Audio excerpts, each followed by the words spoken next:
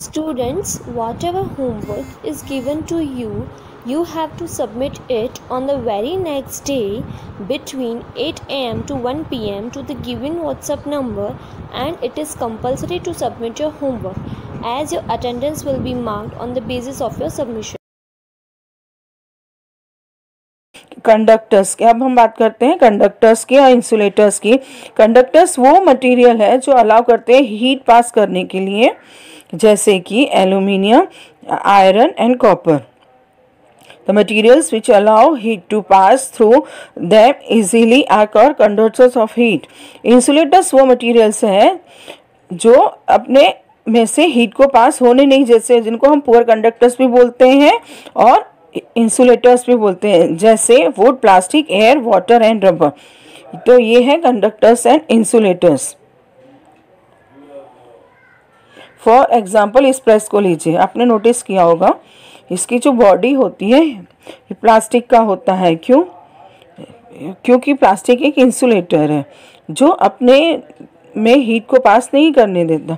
अगर ये प्लास्टिक का नहीं होता, किसी मेटल का होता, जब आप प्रेस ऑन करते हैं, जिससे आप प्रेस करते हैं तो वो इधर से इधर हीट ट्रांसफ़र हो जाती, पूरी प्रेस गर्म हो जाती, आप उसे छूते तो आपका हाथ जल जाता। तो इसीलिए इंसुलेटर मटेरियल का बनाया जाता है ताकि इसके थ्रू हीट पास ना हो, आपका हाथ ना जले। आप जो देखा होगा कि पैन्स जो होते हैं, यूटेंसिल्स पैन्स होते हैं, उनके जो हैंडल्स होते हैं प्लास्टिक के होते हैं ताकि आप उसको छुएं तो वो गर्म ना हो।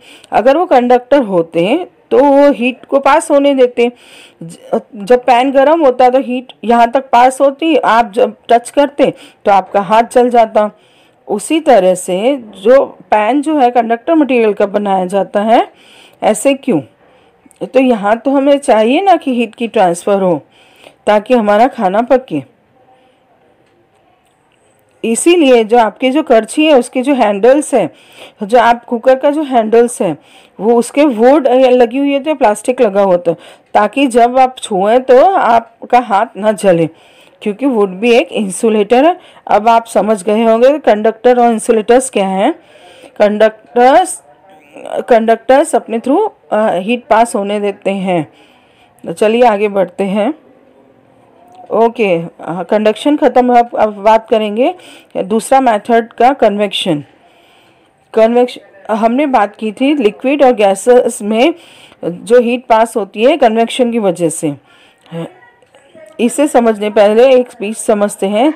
जब भी लिक्विड और गैसेस को हीट किया जाता है तो उनके जो मॉलिक्यूल्स है एक्सपैंड होते हैं, उनका वॉल्यूम इंक्रीज होता है। वो एक्सपेंड करते हैं तो लाइटर हो जाते हैं, तो वो ऊपर की तरफ उठते हैं। यानी कि जब भी कभी लिक्विड की हीट करेंगे तो वो एक्सपेंड करेंगे, एक्सपेंड होगी तो लाइट होगी, हल्की हो जाएगी और ऊपर की तरफ उठेंगे। ठीक है, इसे हम कन्वेक्शन समझेंगे। आपने ये बर्नर ऑन किया, इस जो फास्ट में जो लिक्विड ले लिया, वाटर ले लिया सपोज करिए। अब क्या होगा, जब बर्नर ऑन किया, यहाँ जो लिक्विड है तो ये प्रोसेस में है, वो सबसे हीट होगा तो क्या होगा, एक्सपैंड करेगा तो लाइट होगा, ऊपर की तरफ उठेगा। ऑलराइट, क्योंकि ये लिक्विड की प्रॉपर्टी है, लिक्विड और गैसेस की प्रॉपर्टी है। ऊपर की तरफ उठेगा, जो साइड में जो कोल्ड वाटर है दोनों तरफ से, कोल्ड वाटर जो हैवी है वो नीचे की तरफ मूव करेगा, उसकी डेंसिटी ज़्यादा है, वो नीचे की तरफ मूव करेगा और यहाँ आएगा और वो हीट होगा, वो राइज कर जाएगा और इसी तरह से पूरा पानी गर्म हो जाएगा। एक और बात समझिए, जब आपने गैस ऑन की सबसे पहले नीचे का पानी है वो गर्म हुआ, ये वाटर है वो गर्म होते ही लाइटर हो जाएगा और ऊपर की तरफ उठेगा। ऊपर से जितना भी कोल्ड वाटर है नीचे की तरफ आएगा दोनों साइड से। उसके बाद जो कोल्ड वाटर नीचे आया वो गर्म होगा और वो ऊपर उठ जाएगा, वो गर्म होगा, ऊपर उठ जाएगा। ऐसे करते करते पूरा पानी गर्म हो जाएगा। लिक्विड और गैसेस इस तरह से हीट ट्रांसफ़र होती है। इसे हम कहते हैं convection method of heat transfer. चलिए आगे बढ़ते हैं। तो आपने नोटिस किया होगा जब आप कैंडल जलाते हैं उसके ऊपर हाथ रखिए, यहाँ भी आपकी हीट फील होगी। तो आप अब ये नहीं कहेंगे कि हीट ट्रांसफ़र हुई है, कंडक्शन से हुई है, क्योंकि ये डायरेक्ट कांटेक्ट में नहीं है। क्योंकि यहाँ से यहाँ तक क्यों मिल रही है इसके घर में, क्योंकि ये हीट ट्रांसफ़र हो रही है कन्वेक्शन से। क्यों हमने बात की कि गैसेस में भी हीट ट्रांसफ़र होती है कन्वेक्शंस के थ्रू। जब आपने कैंडल जलाई कि ऊपर की एयर जो है हीट होगी तो लाइट होगी तो ऊपर उठेगी, अपने साथ हीट लेके जाएगी, राइट। यही गर्मी आपको यहाँ फील होती है, ऑल राइट। ये है convection method of heat transfer. इसी मेथड से हॉट एयर बलून भी उड़ाते हैं। हॉट एयर बलून में इधर एक फायर का सोर्स होता है। जब वो फायर को जलाया जाता है उसकी वजह से जितनी भी एयर उसके अंदर होती है वो एक्सपेंड होती है तो लाइटर हो जाती है, तो एयर ऊपर की तरफ मूव होगी, वही एयर इस बलून को हवा में उड़ा देती है, ऑल राइट। तो ये है कन्वेक्शन के कुछ मेथड्स, एग्जांपल्स।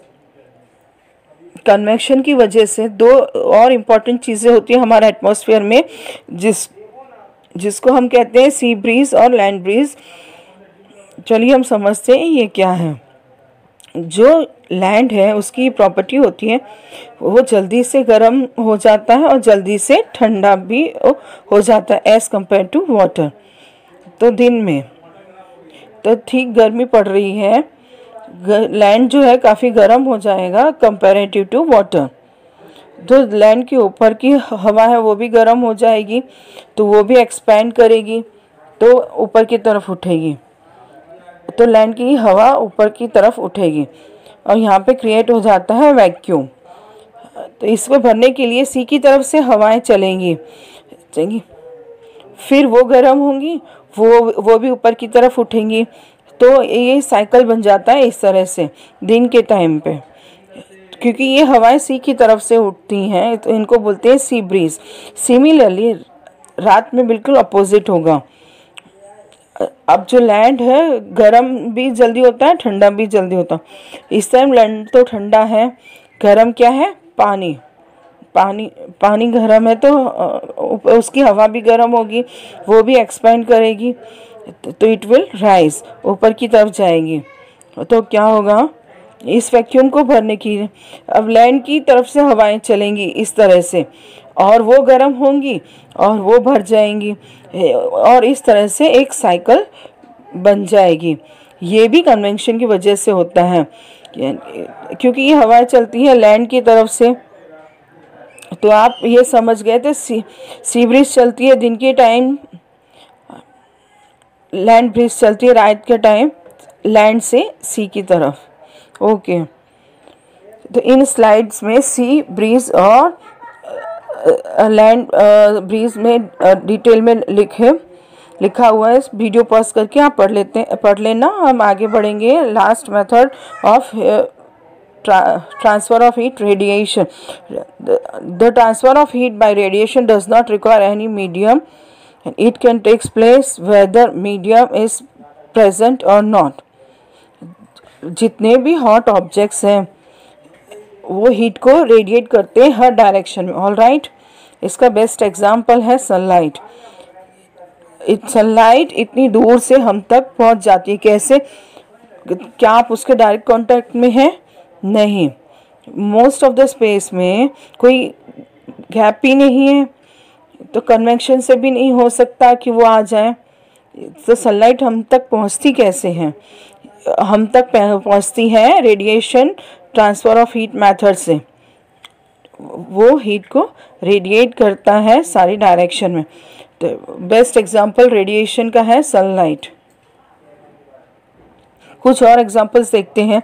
एक गरम पतीला है दूध का, अगर इसके आसपास हवा टच करके देखेंगे, इसको टच नहीं करना है, हवा को टच करके देखिए तो ये गर्म है। ऐसा क्यों? क्योंकि ये हॉट ऑब्जेक्ट है, क्योंकि ये इसको रेडिएट कर रहा है हर डायरेक्शन में।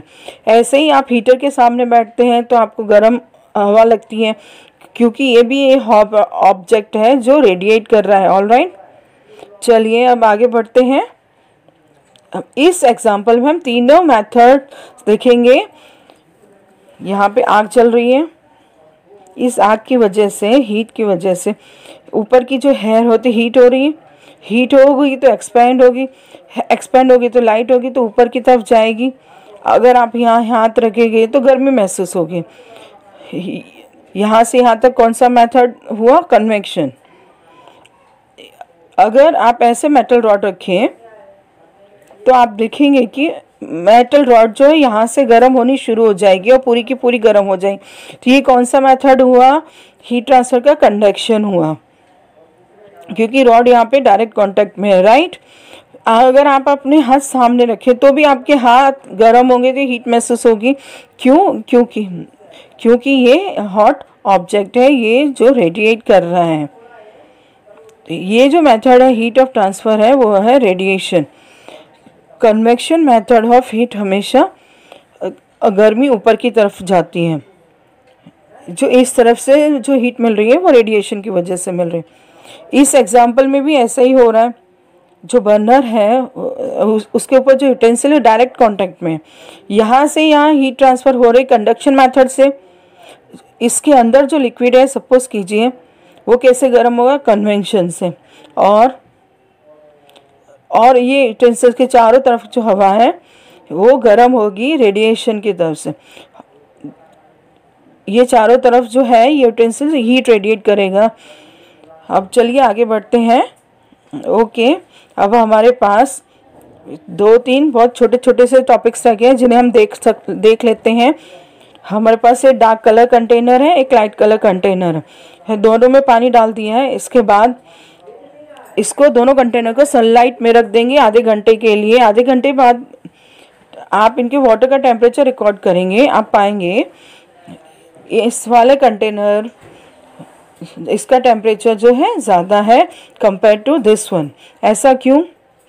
क्योंकि डार्क कलर्स में ज़्यादा हीट ऑब्जर्व करते हैं, ज़्यादा हीट तो ज़्यादा टेम्परेचर। जो लाइट कलर है मोस्ट ऑफ द हीट को रिफ्लेक्ट करते हैं और कम हीट एब्जॉर्ब करते हैं। यही रीज़न है कि हम सर्दियों में डार्क कलर के कपड़े पहनते हैं, क्योंकि उसमें हीट ज़्यादा एब्जॉर्ब होती है और हमें गर्मी मिलती है। वहीं गर्मियों में हम लाइट कलर के कपड़े पहनते हैं, क्योंकि उनकी पड़ने वाली हीट पे वो रिफ्लेक्ट करते हैं और हमें कंफर्टेबल और कूल फील होगा। चलिए आगे बढ़ते हैं। जब हम अपने क्लोथ्स को सीजन के हिसाब से फैब्रिक चूज़ करते हैं तभी भी ऐसे ही होता है। सर्दियों में हम वूल चूज़ करते हैं, क्योंकि वूल एक प्योर कंडक्टर है। वूल के फाइबर्स में एयर ट्रैप हो जाती है और इस एयर जब ये एयर जो हमारी बॉडी की हीट है उसका लॉस नहीं होता है, हमारी बॉडी हीट का लॉस नहीं होता है, क्योंकि वूल की कपड़े में हीट ट्रैप हो जाती है। जो हमारी बॉडी हीट है वो प्रिजर्व रहती है, इसीलिए हमको गर्मी लगेगी। सिमिलरली कॉटन के कपड़ों में जो हम गर्मी में पहनते हैं बहुत ही थिन फाइबर है, उसमें एयर ट्रैप नहीं हो सकती, इसीलिए हमारी बॉडी से हीट लॉस हो जाती है और हम उसमें कंफर्टेबल फील होता है, गर्मी नहीं लगती। Right, okay. अगर सर्दियों में आपको ऑप्शन दो कि एक सिंगल थिक ब्लैंकेट मिलेगा या दो थिन ब्लैंकेट मिलेंगे तो आप क्या चूज़ करेंगे? चलो आंसर फाइंड आउट करते हैं। 2 थिन ब्लैंकेट एयर ट्रैप हो जाएगी। और हमें पता है कि एयर जो है पुअर कंडक्टर ऑफ हीट है. It will prevent the loss of heat from body और कीप यू वार्म. आपकी बॉडी से हीट लॉस नहीं होने देगी क्योंकि वहाँ पे एयर की लेयर बन जाएगी. और वहीं पे आप सिंगल ब्लैंकेट है तो उसमें एक्स्ट्रा लेयर ऑफ एयर नहीं बन पाएगी, तो ये आपको कंपैरेटिवली कम गर्मी देगा. राइट ऑप्शन क्या हुआ? आपको चूज़ करना चाहिए तो थिन ब्लैंकेट, इससे आपको ज़्यादा गर्मी मिलेगी. All right.